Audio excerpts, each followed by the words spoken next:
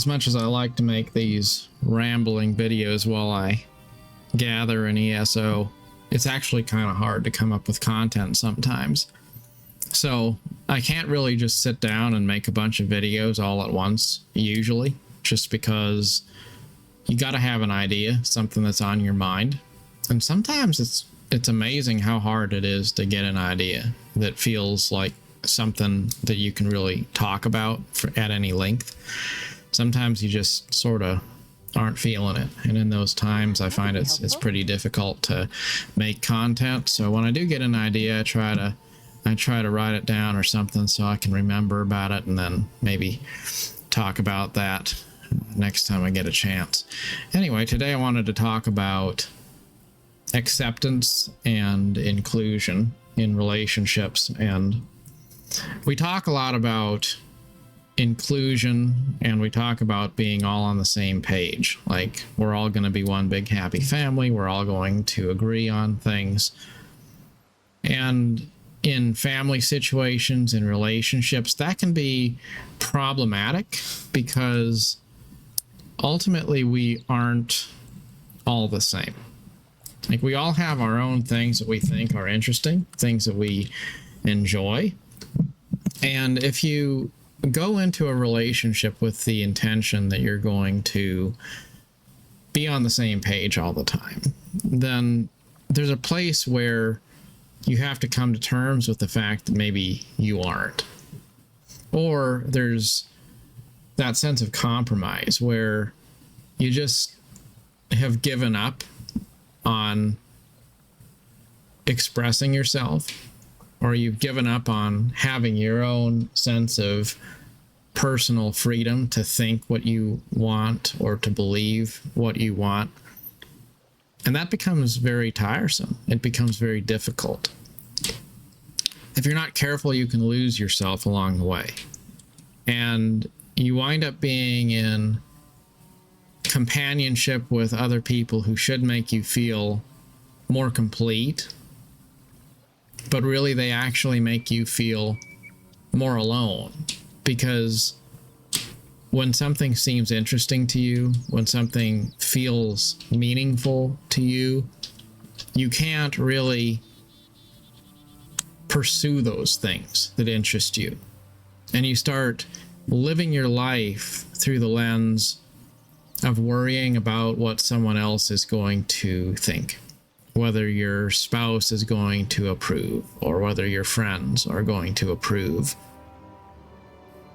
And you start trying to align with the expected narrative, and then you don't really have any convictions of your own left. And that's hard. It's hard enough to figure out where you stand on issues or what your interests in life or your goals are by yourself. It's even harder if you feel like you're not really allowed to freely express yourself. And it can be just micro messages. It can be that you thought some particular game was cool, but your spouse thinks games are stupid. So how do you reconcile that? Do you just not play them? Do you not talk about them? Do you pick some hobby that you think is going to be approved because you don't want friction? And if you compromise all the time, then what do you really have left in the end? Another find for your pet. And usually it's not a one-way problem either.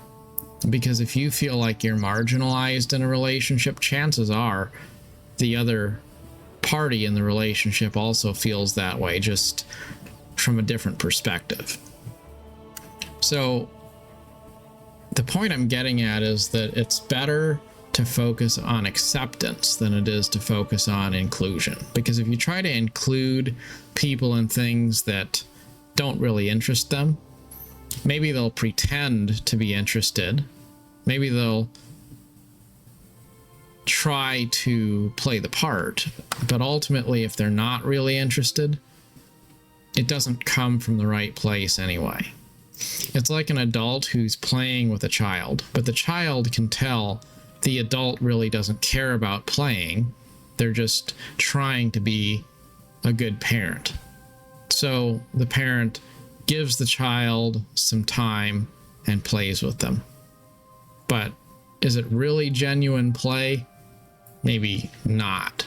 It's not going to be the same as if that child was playing with another child who is at their level and they play together in a genuine and authentic way.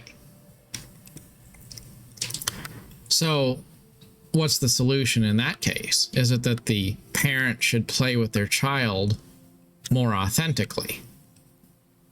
Or is it that maybe the child should be encouraged to play with other children who they will enjoy playing with? In a relationship of any kind, oftentimes the key to a happy and harmonious relationship is to respect things that are important to your partner and to value those things, to understand why those things are cool to them, why those things are special to them, why they have the positions that they have. Not necessarily to align with those things fully. Doesn't mean that you have to do things that don't interest you. Doesn't mean that you have to pretend that you're more into something than you really are. But you can validate another person and then encourage them to pursue their interests freely. And if you're supportive in that way, then they will find their own ways to fulfill their personal needs. But that's something that is easier said than done. It's easy to look at what someone is interested in and say it's stupid, or to criticize someone for what they believe, or to go the other direction and then try to pretend that you care about things that you really don't feel particularly interesting.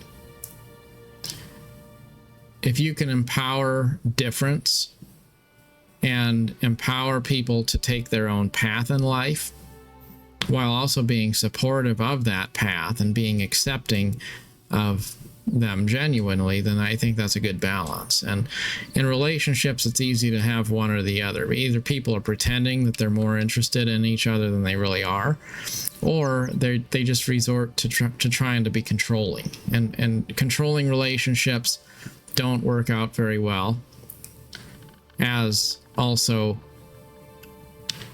disingenuous fake ones don't work so well either.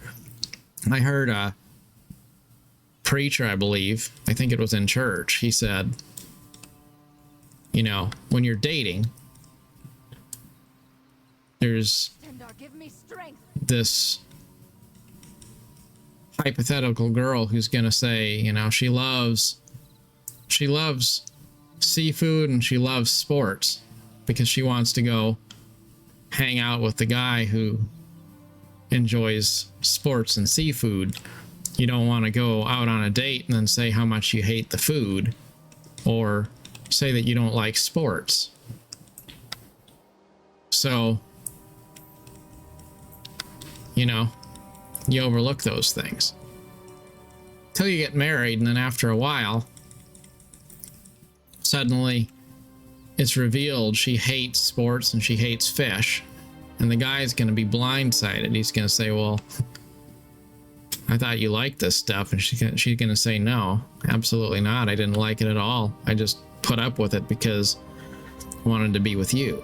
So that may be nice, but that can be a problem long term in a relationship if you pretend that you're going to be what you're not for the sake of trying to be inclusive. But it could be just as bad though if you're trying to make somebody change, make somebody have a different perspective in life than they would otherwise have, make them have different hobbies than they'd like to have. And so accept a person for who they are. That's important. Accept them for who they are. Make a point to understand why they are who they are. What is it that makes them who they are? And validate that. Make them feel special about who they are. That's important. but also be encouraging of separate paths, encouraging of being yourself in a solitary way. I think there's a lot of relationships out there that try to be more connected at the hip than they probably need to be, where it's all about trying to make sure everything is all a shared experience. But not everything's going to be a shared experience if people are different and unique.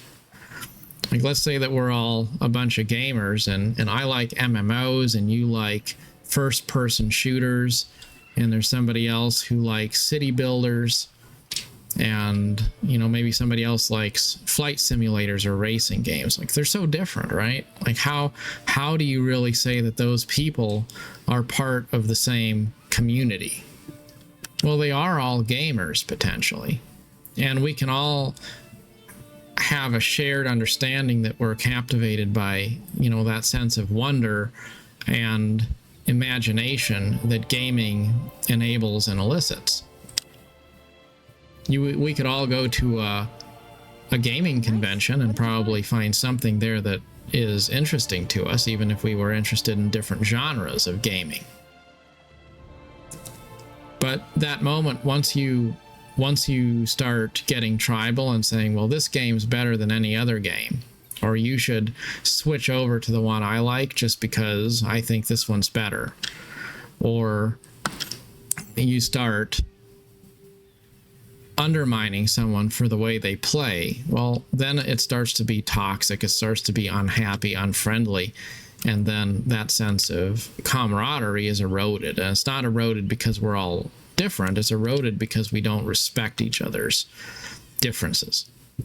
But that shouldn't be interpreted as, well, we should all play the same games together, because maybe I don't enjoy the ones you play. Maybe they just don't interest me.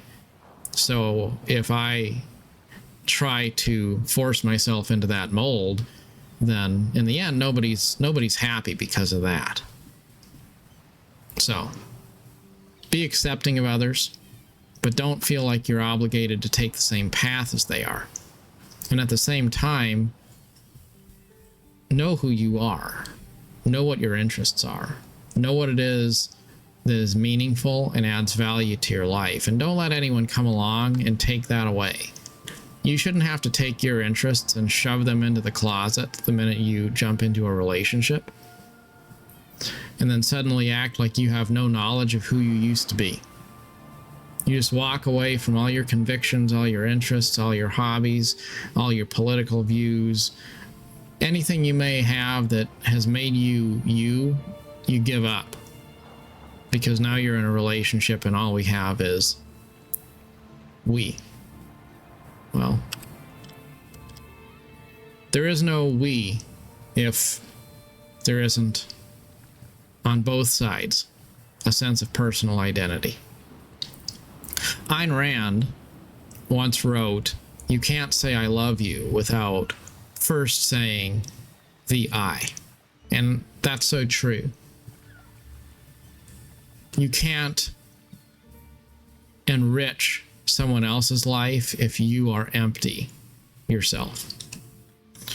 And there's a lot of people who try to control other people because they like them. They like them and they want to control them. And the minute you try to control someone and change who they are into the image of what you want them to be, then they stop being themselves. And usually you'll stop loving them as well, because you've destroyed what it was that you actually liked about them to begin with. So be very careful about trying to control other people. Be very careful about allowing other people to control you. And understand that there is a difference between accepting who someone is and encouraging them to be themselves, and trying to make yourself an extension of who they are, or trying to change the essence of who they are. Finding balance there is important, and I do believe there's many times where it's better to be alone than it is to be in bad company. But I also think it's important to realize that you don't have to find someone who's perfect. You don't have to find someone who's a perfect match either. You don't need someone who's going to be a carbon copy of yourself. What you need is just someone who's going to respect who you are, and you need to respect them. And if you have mutual respect that's truly coming from the right place, I think just about everything else can probably be worked out. But any relationship where people are willing to give up respect for the sake of an agenda, ultimately it won't endure. And if it does, it'll be very toxic. So focus on respect, focus on acceptance, and let that be a question you always ask in any situation. Are you being accepting of others, and are they being accepting of you? And anytime there's a sense of manipulation, always try to steer back to center, to be the kind of a person who encourages other people to find their own way, even if we travel together, to still be able to have a sense that our journeys are our own. As always, good luck on your adventure. Till next time, thanks for watching.